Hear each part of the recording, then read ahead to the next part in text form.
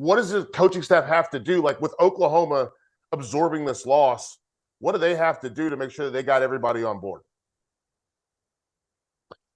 It's to me, it's such a unique thing. And as the coach coming in, you have to be able to read the room. Right. And it's not just the room in terms of the players. There's a lot of shit that goes into college football, man. Yes.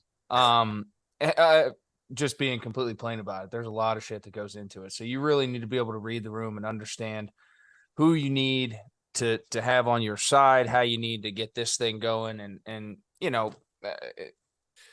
my situation was really unique. So I try and leave that out as an outlier in any conversation that I have, just because of everything that was going on at Penn State at that time. But, sure. But yeah, man, I think, for PJ, he's done a great job of, to your point, coming in there, establishing a culture, getting it ground up, going. And it's a blueprint for anybody else that's stepping into that situation. Someone down there, Lincoln, Nebraska, whoever that is going to have to do something very similar here pretty soon. So it to me, it truly does start with, you can't have people pulling the rope in a different direction. You need everyone on board, 1,000% bought into what you want to do. And ultimately you live and die by that identity. And oftentimes when you're all in on something, you're going to figure out a way to make it work. And that's to me, when you see that across the country, people who just go all in on something, they figure it out. Yep. It may be cyclical. It may not be, you got a Kirk Ferentz at Iowa. It's cyclical. Fitz up in Northwestern. It's cyclical, but they figure it out. Your boy, Sam Pittman, man. I mean, dude's getting guys up front, man. Yeah. Like they're a mean ass football team. I wouldn't want to play Arkansas week in, week out. I wouldn't. It's brutal. It's a testament to those guys doing it top to bottom. And I love that. If you got the balls to do that, hell, go die on that mountain. Yeah. Here's what it's about, guys, right? It's about authenticity when we're talking about head coaches.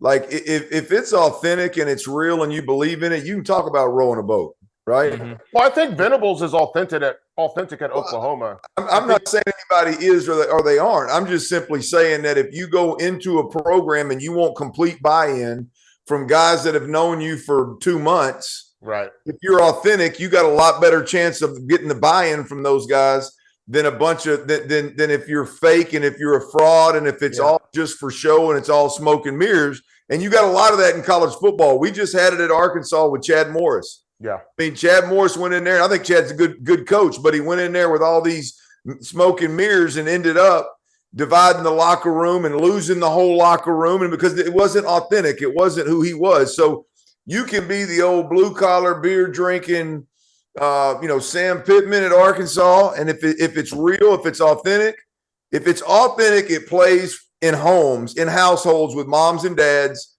from the East Coast to the West Coast down to the Gulf Coast. It don't matter where you're at, it plays. It doesn't matter if you're rowing boats or you're drinking cold beer. If it's authentic, it plays. If it's honestly, they see right through it. And Felder, the closest thing to this in society is religion, converting non-believers. And if you walk into a football building, they may not be non-believers, but you got to get them on your religion. While you're here, we're going to be going like this. And the atmosphere in Minnesota is a lot probably different from the atmosphere in Arkansas, and they're both winning. And you got atmospheres all over the place, but you got to get in as a new ball coach and convert them. And you got to be, like Clint said, if you're a Catholic, you better have a cross this big, and you better know all the scripture. If you're a Baptist, and you're up there thumping and sweating and going, whatever it is, you got to be the most you, and then get these rascals to go with it. And then winning does help. Winning will start to shore that thing up. And the thing with Venables is what do you get? Oklahoma's had a lot going in the right direction. So how much do you really have to change? Correct. Yeah, you're going to bring in some facility. So he's got to evaluate that situation. That's why he's got big shoes to fill too, Hack.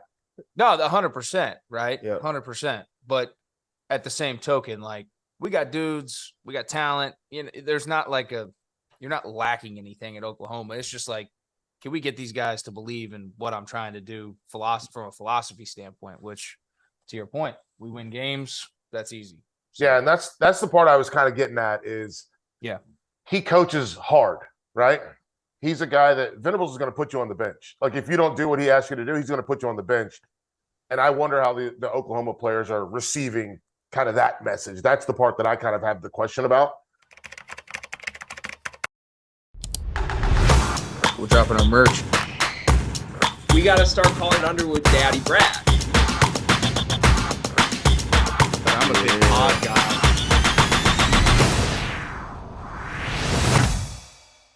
Breaking news. The Field of 68 has an online store, and it's your one-stop shop for the latest and greatest merch in college basketball and college football. You can find shirts to support your favorite team, make fun of your rival team, or boast Field of 68 catchphrases like Daddy Brad, Cussin' and Discussin', and the Star Heels. Go to www.fieldof68.shop today and enter promo code TOUCHDOWN for 20% off at checkout.